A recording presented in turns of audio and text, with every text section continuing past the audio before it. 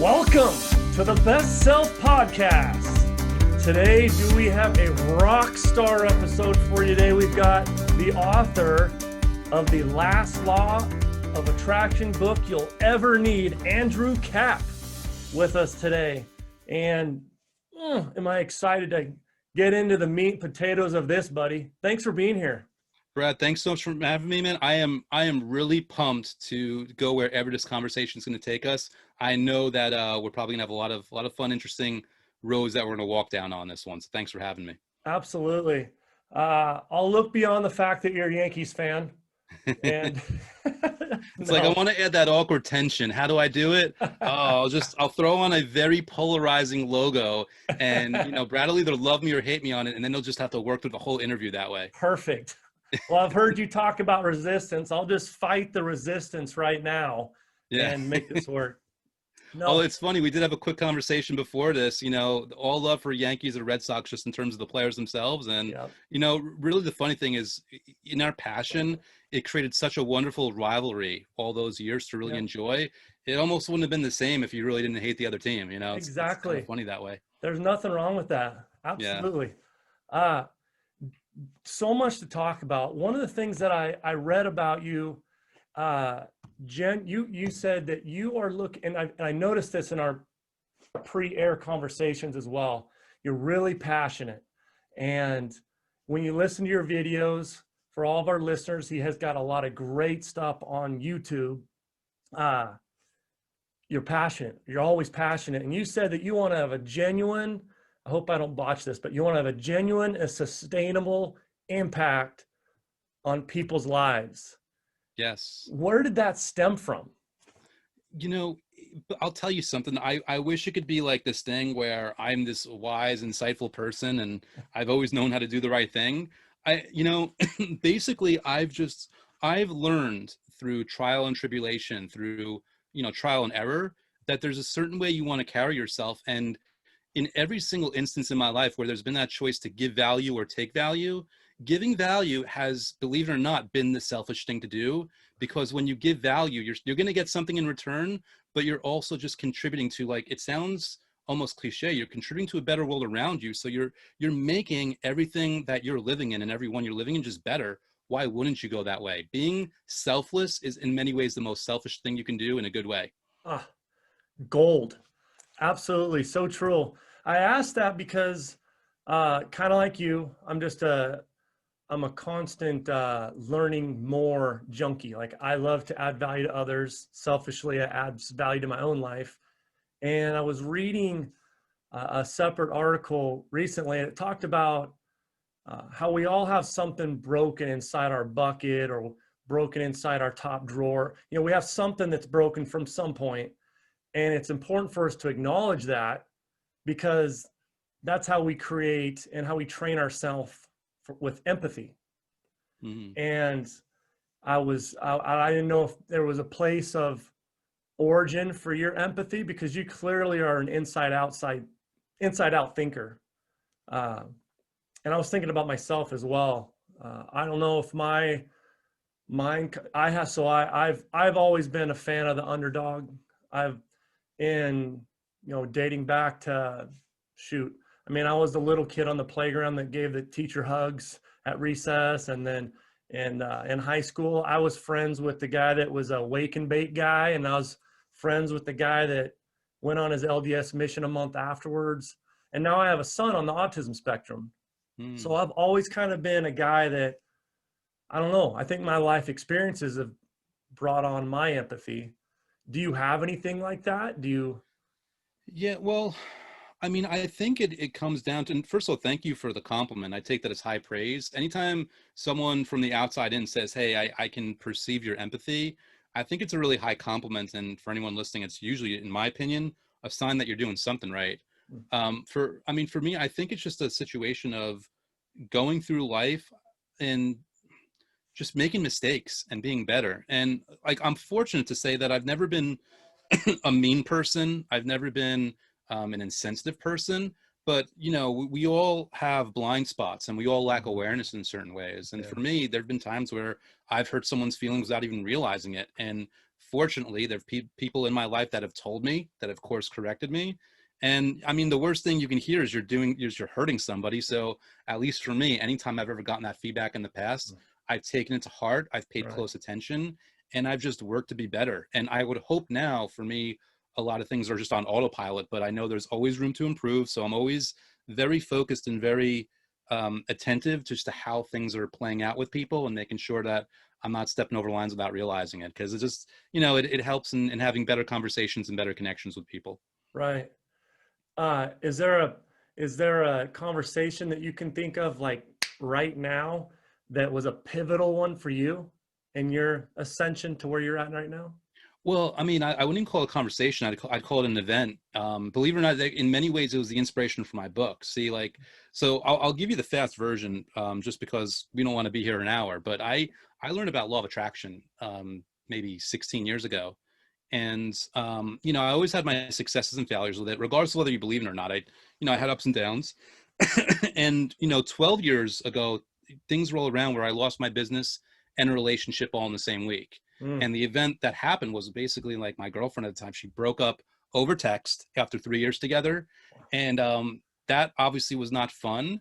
But in many ways, I had it coming simply because I was not giving her enough attention to the relationship, because I was so desperately trying to hold on to the business. mm, So imagine like the ironic thing of, finally saying, okay, I give up the business, let's do this. And 3 days later, it's like, no, too late, I'm out. right. And the thing about it is, the reason there was a growth there was because that actually what kind of spurred me to say, you know what, I don't care about how or when or why. I'm going to try this whole law of attraction thing on full tilt and just see what happens. And when I say full tilt, I don't mean do the crazy thing like all day, every day, Hmm. do law of attraction Right, right. exercises. I meant every day for 5 minutes. And the really cool thing, Brad, was like within 2 weeks, I felt better, which is saying a lot with a broken heart. Within 3 months, I'm in a better new relationship. Now, having learned about empathy a lot better, within 4 months, I'm making way more money than I ever before in my life. And within 6 months, like everything's different. I'm in the best shape of my life. I'm waking up fulfilled and with a lot of gratitude. And I think that also bleeds in. When you're fulfilled and happy in yourself, you're going to naturally treat people better and be more cognizant of how their experience is around you. Absolutely. Paying it forward. I can't tell you how many times just little things, uh, it's those feelings that, if you feel something, you tend to, it sinks in, you can sustain that longer. It's when you're simply relying on thinking patterns as opposed to feeling patterns, that you Yes. can get in trouble. Yeah. For, And honestly, I'd prefer lessons to be soft and easy, but when they're harsh, if we can't control it, even though I'd prefer them not to be, I'm at least going to use it to my advantage. I'm at least going to say, well, if I'm going through this and I'm getting this harsh feedback, I might as well use it to the best that I can and learn the most I can, because that's probably going to mitigate any future things like this specific event happening over and over again for me. right. Amen. So I've heard you talk about vibrations, like the Mm. vibrations of life. Can you paint a picture for us? Like, what does that mean? Like, what does that mean? Can you kind of simulate or insert a real life scenario for us? What do you mean by vibrations of life? Yeah, so I believe it or not, I do have a real life scenario before I get there, just in terms of the vibration. And we're going into like airy fairy world, so some people might not be on board with this, but for those that are into, tangible three-dimensional life and this is how it is, it wouldn't surprise you, or maybe it will surprise you to know that if you look at yourself under a microscope, you're not actually physical. You're vibrating. Like everything around us is vibrating at a certain frequency. We're when a hard rock is vibrating at a denser lower frequency, whereas air is a higher looser frequency, so to speak.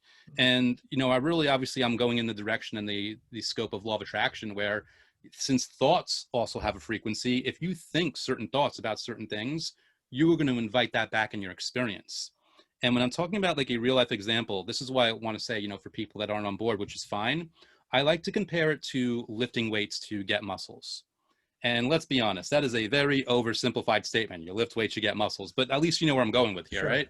So sure. I want to give you, Brad, two possible explanations as to how that actually happens. Explanation number one is you lift weights and then you go to sleep, and while you're sleeping, the muscle fairy comes and gives you muscles. Sound really plausible. Yeah.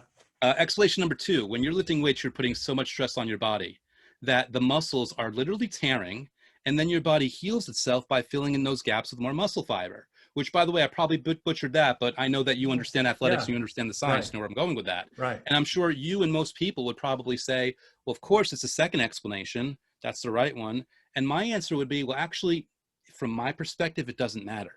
What does matter is you lift weights, you get muscles. You put in X, you get Y. And by that same token, you do gratitude exercises or visualization, whatever you call it, regardless of whether it's really law of attraction or not, Right. a real tangible result will emerge from it. And I'm not even the person telling you it's law of attraction. I'm just telling you, if you do it, something comes and you can't really argue with the results, which in and of themselves are tangible. Wow. That is awesome. Uh, and that is really good. Man, there's so many different directions we could go with that. Do you think that, well, I've also heard you say that what other people think of you, just kind of shifting gears here. What other people think of you? I believe this was you that said this. Maybe, maybe it's somewhere else. I read a lot. What other people think of you is not your business. I have said that. That Yeah. was you. I love that. I think it's fantastic. Can you kind of go into a little more depth on that? Yeah, and I'm glad you bring it up because here 5 minutes ago, I'm just saying, well, you got to pay attention when people are giving you feedback.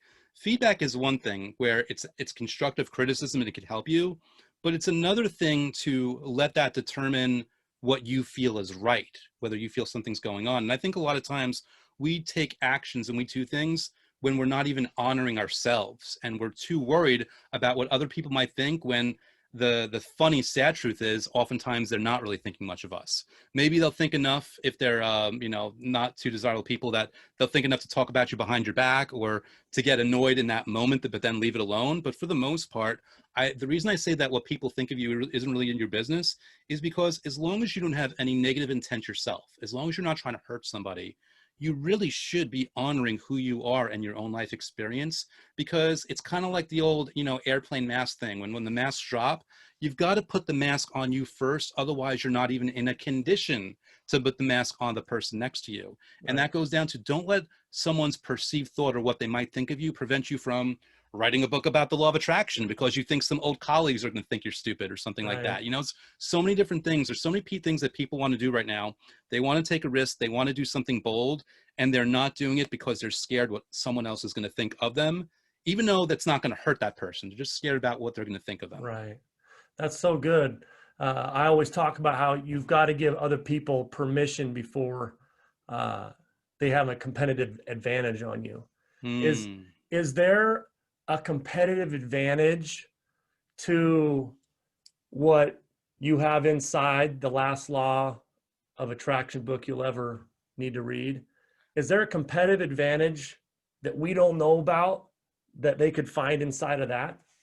I mean, I believe so, and obviously, I'm the authors to be like, yeah, Sure. sure, but yeah, I guess to put it this way, one of my favorite things from the book, and by the way, I'm happy to teach one of the techniques right here while we're recording. Let's do it. One of my favorite techniques and my favorite aspects of the book is it shows people how to instill gratitude into their day. And obviously, a lot of people do it with the motivation or the end goal of getting a specific result.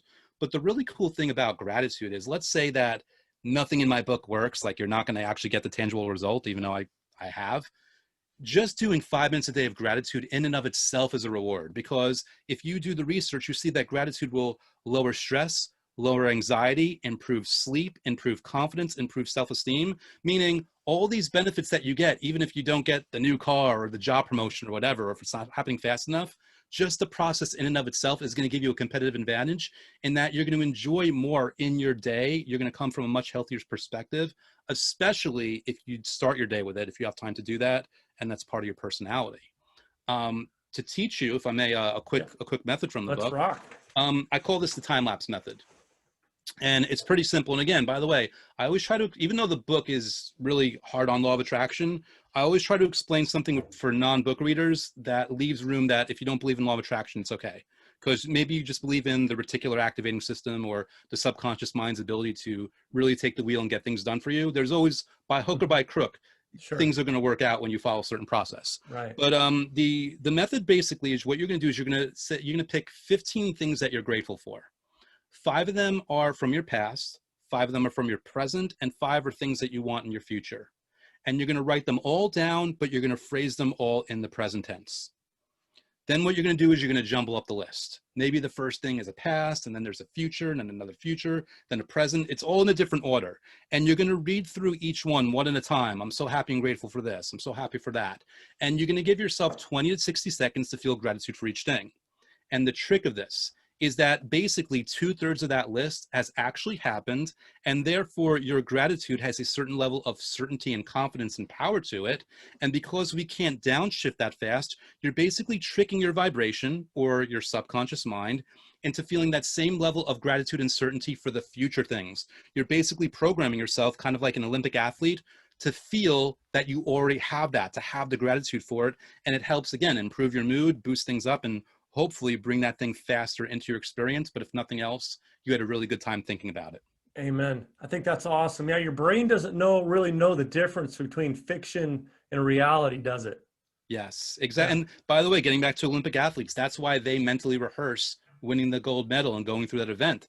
They are instilling muscle memory on a much higher level. And I'd say, if Olympic athletes do this, and if you see studies that, military does this, if people are following this thread, again, whether or not law of attraction is a real thing, there's something about psychology. There's something about affirmations through your thought. There's something where putting in this kind of focus and effort and energy will yield a result that you're hopefully really going to be pleased with on the end of it. Amen. That's fantastic.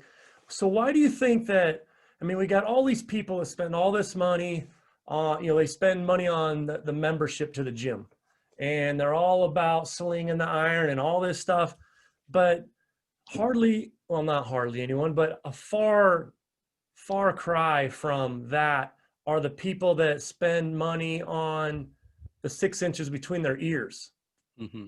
Yet we have all these people with, issues between the ears, whether it be depressed or just, low self-esteem or just countless issues. Do you have a theory? I mean, why is it that people don't spend more money on the 6 inches between their ears and they're more about the, being quadzilla and seeing how much they can squat?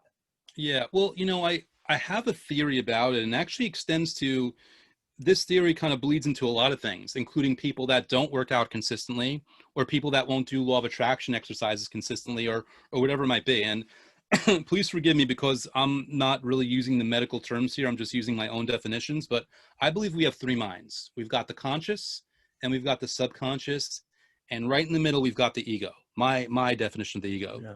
Now, the ego is stronger than the conscious mind, but the subconscious is stronger than everything. And the thing about the ego, as I define it, is it has only one job, and that's to keep you alive. And that means, Brad, right now, where you are in this moment, if you have money problems, if you have relationship problems, if you have health problems, all your ego knows in this moment right now is that you are alive. And the last thing it wants to do is experience a change that will possibly change the status quo and therefore possibly be a threat to your survival. Because for all your ego knows, if you want to be a movie star, for all it knows is getting rich and famous will mean that you get a stalker, threat to your survival. For all the ego knows is if you win the lottery, family's going to come out of the woodwork and try to take it away from you, threat to your survival. Your ego loves you, and it's well-meaning, and it's trying to help you out, but it's not interested in your satisfaction or your comfort or your fulfillment or your happiness. It's just interested in you being alive, and right now you're alive. So going an extra step in answering another question, like how do we get around this? Well, this is where it goes to, gratitude or visualization or whatever methods you might do. You've got to pick ones that you enjoy. If you got to do something in a way that you enjoy it, because that way the ego can't talk you out of it. That way you do it, and through that process, you bypass the ego, go to the subconscious mind, and then all of a sudden that's the powerhouse operating a lot of things for you. Love it. Do you believe that one needs their ego to be successful? Well, I believe the ego is there no matter what, and it comes down to managing yourself within the confines of what the ego does. And by the way, the cool thing is when you reach a new level, a new status in life, your ego is going to know that you're alive then. So all of a sudden, it's going to fight tooth and nail to protect that also. Yeah. Yeah, that's awesome. Uh, yeah. So your ego's there. It's kind of like, we're all in the game. It's just a matter of how well we're playing the game. Yeah, So it's, and how well we're playing ourselves. yeah. How well we're willing to look at ourselves and see basically the reason I believe I've been successful in this specifically is not because I'm better than anyone else, but because I've been so hyper obsessed and focused on figuring out the way I trick myself, my own little tricks, my own little outs. I Yeah. guarantee you, Arnold Schwarzenegger, what he did better than anyone else back in the bodybuilding days is he figured out his own tricks that kept him from going to the gym. It's all about, if you can, finding ways that you know that you're getting in your own way and honoring that and finding solutions that take that into account, because you don't want to, I mean, if you could steamroll yourself through, fine, but since so many people have that difficulty, it's better to be strategic and find an intelligent way around the way that you're stopping yourself. Yeah. Awesome. Absolutely. So, uh, digging into your book a little bit, what are some way, I call it cups full of freedom. What are some ways that people can build some cups full of freedom within the book? Like, Hmm. how can they create space for self-love or inside out thinking? What are some ways we can do that within the book? Yeah, I mean, for me, it all comes down to trying out the methods that are in the book. And my attitude is I try to give very clear, easy instructions, but I also leave room for you to tweak it.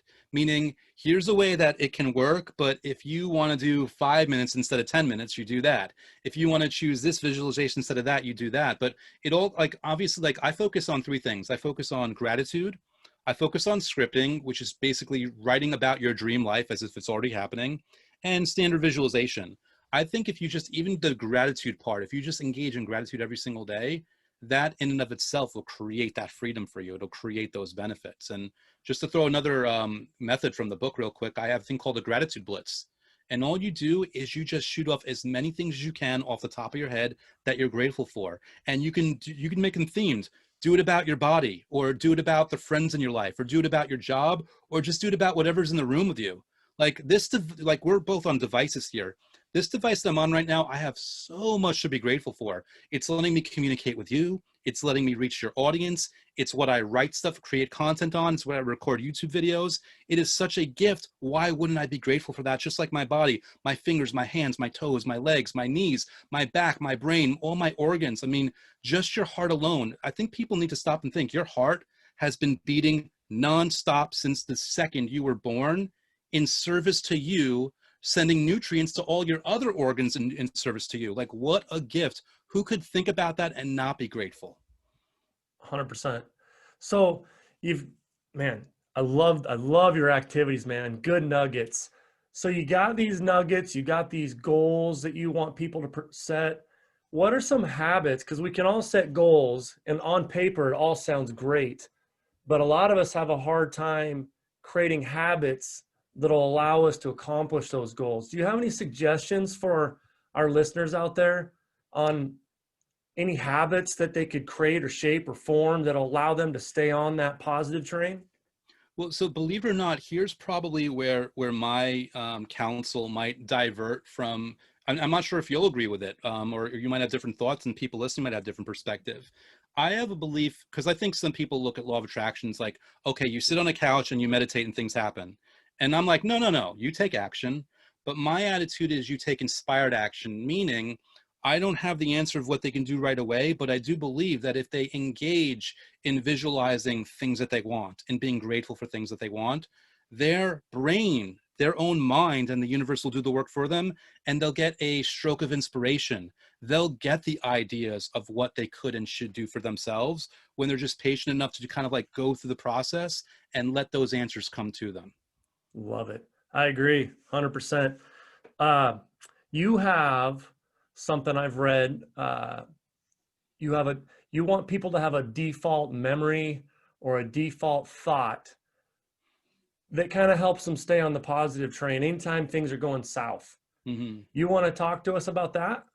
Yeah, well, this kind of comes back to being strategic. Like for me, this is all, I view this as a strategy. How can you be strategically put yourself in a position to be happy? And one of those things is, again, kind of remembering that since some of our thought patterns often default to the negative, we want to have something pre-planned in the positive. Whether you're thinking about your best friend when you were from your kid when you were kids, thinking about your first love, thinking about something that's really going to get you in a good mood. All it is strategy. And I think everybody wants to feel joy. They want to feel happiness. And I agree. And I view joy and happiness as a manifestation or as an outcome or result. Mhm. But I also view joy and happiness as a strategy in and of itself. By choosing ways to feel good, you're inviting more good in. So joy simultaneously becomes a strategy for receiving more joy. It's a wonderful thing. Right. Super cool. At the time of this recording, Halloween's coming up. Mm. As a, what is your favorite Halloween costume you ever have worn? Oh man. So it's actually really funny. My favorite, I went as my own Facebook profile, probably like 12, probably 10 or 11 years ago when it was still cool to do that. And it was my favorite because I designed it myself in Photoshop. I put enlarged things. I had a big poster board that I was walking around in, and I just put a bunch of jokes, and I left a really blank space, and I attached a marker. And I was in Manhattan at the time, and basically people on the subway, I said right on my wall, people would take the pen and just write their own fun little That things. is People were giving me great. phone numbers. I had a slip with friend requests. I was getting emails. It was best pickup costume ever. I'll put it that way. But the funny thing is, as soon as I exited the subway, it rained and it ruined the whole costume. So Oh, it was a very fleeting moment, but it was still so much fun, just the process of creating it. And it just inspired me for years to come about other costumes that I might do. It was a lot of fun for me. that's hilarious. Yeah. Nice. You grew up in New York. Did you grow up in Yes. a neighborhood that, I know that when I was trick or treating, man, it was like a race. Like I was Mm. sweating profusely when I was done because my friends and we were, I mean, it was a sprint from house to house. Was that kind of your climate, or what?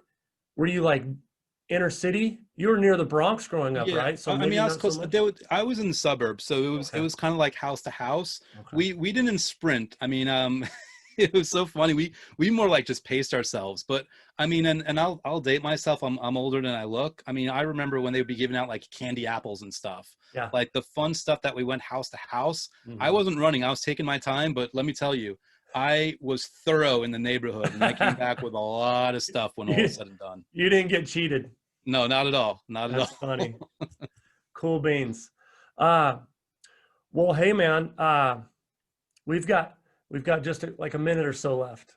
Uh, People that are going to check out the last Law of Attraction book they're ever going to need to read, what is your favorite nugget inside that thing? Your favorite nugget. You wrote this and you're writing it, and your hair on your skin was raised up. This is, can you give us that? Yeah, I'll try to give a super fast version, which by the way, I did a version on my YouTube channel for this, but it's the idea of manifestational raindrops. And I'm sure everyone could relate to being outside when it's cloudy out and they feel a slight tingle on their skin. And then it's like nothing else. And then all of a sudden they see spots like on their clothes, and all of a sudden they can feel it on their skin. And before you know it, torrential downpour. And basically the idea is the second you even felt the slightest hint of water on your skin, the storm was inevitable. And I think when good things happen, those are manifestational raindrops. When you want to be a millionaire and you see a penny on the street, you want to treat that as a raindrop, and you want to be grateful, because that's just the indicator that the universe really has it on the way. And the only thing that can get in the way is your own umbrella of resistance. If you're holding it away from you, that's fine, but the universe is going to rain goodness on you. And that's like my favorite tidbit from the book, because it's a wonderful reminder to be grateful for every little thing. This conversation is a raindrop for just more people finding out about my book, and more people being introduced to what I hope is a better conversation. It's all raindrops, man. Love it. Man, I almost feel like I stole your answer for my last question for you. Uh, I always end with, but that really is gold. I love it. I have seen that video, and Nice. for all of you out there, it is really good. Along with all of your other video clips are awesome too, and they're all equally passionate and easy to buy into. Totally. You got 30 to 45 seconds to talk to our listeners about how they can out improve their previous best self. How can Mm. they out improve their previous best self? 30 to 45 seconds. Rock. So it requires patience, but it means being forgiving of yourself and patient with yourself. if you engage in a simple gratitude process every single day, and you're simultaneously forgiving of yourself and the speed with which it's taking, ironically, your speed of progress will increase. Give yourself a break, give yourself permission to take your time, and all of a sudden you'll be shocked at how fast you really go. Man, he's the author of a #1 bestseller. He's a man that's going to help you manifest the life that you want. Thank you so much for being on here with us, buddy. I loved this conversation. Brad, thank you so much for having me. I'm really, first of all, I'm grateful to always tell people about the last Law of Attraction book you'll ever need to read, since it's the longest title ever. And I really appreciate just being in front of your audience and hopefully giving them a different perspective on things. So thank you. Absolutely. Thank you. Thanks for adding value to my life, and make it a great day, buddy. Thank you.